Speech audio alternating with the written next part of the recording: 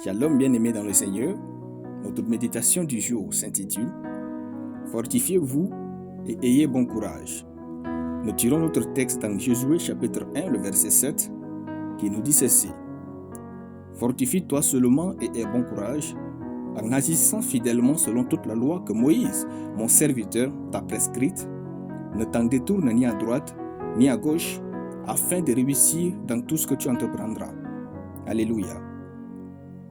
Selon les psychologues, il existe 3 types d'intelligence. Le quotient intellectuel, QI, le quotient émotionnel, QE, et le quotient social, QS. De manière définitoire, le quotient intellectuel est la mesure de votre niveau de compréhension. Vous avez besoin de QI pour résoudre les problèmes mathématiques, mémoriser les choses et vous rappeler des leçons.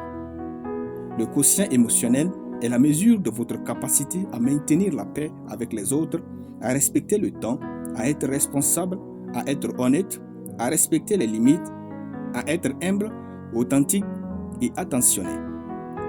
Le quotient social, quant à lui, est la mesure de votre capacité à vous constituer un réseau d'amis et à le maintenir sur une longue période.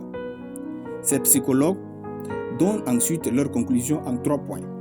Premier point, les personnes qui ont un quotient émotionnel et un quotient social plus élevé ont tendance à aller plus loin dans la vie que celles qui ont un quotient intellectuel élevé mais un quotient émotionnel et un quotient social faible.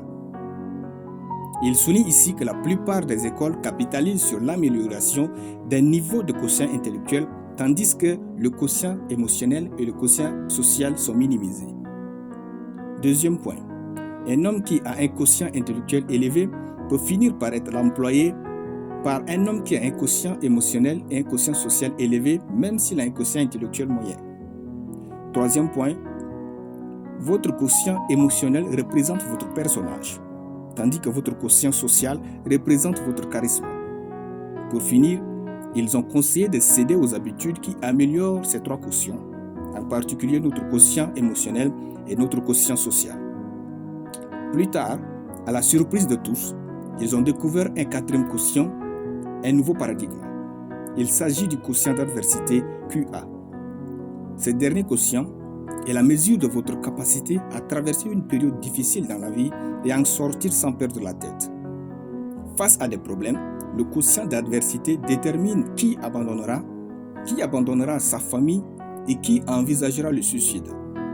Peu importe vos 3 précédents quotients, vous ne réussirez jamais si votre quotient d'adversité est faible.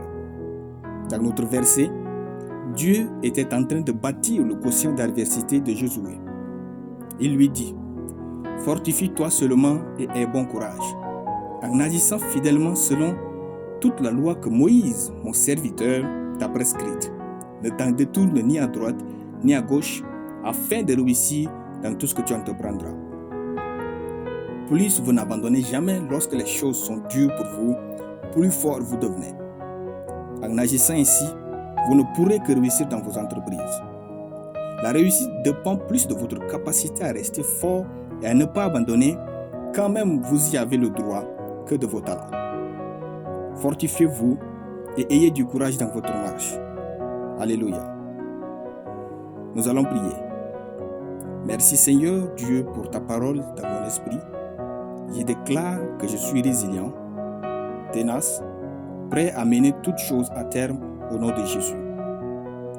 Je confesse que j'accomplirai ma destinée avec triomphe et gloire au nom de Jésus-Christ. Amen. La lecture biblique en une année, Exode chapitre 37 à Exode chapitre 40. Soyez bénis, c'était le pain du ciel.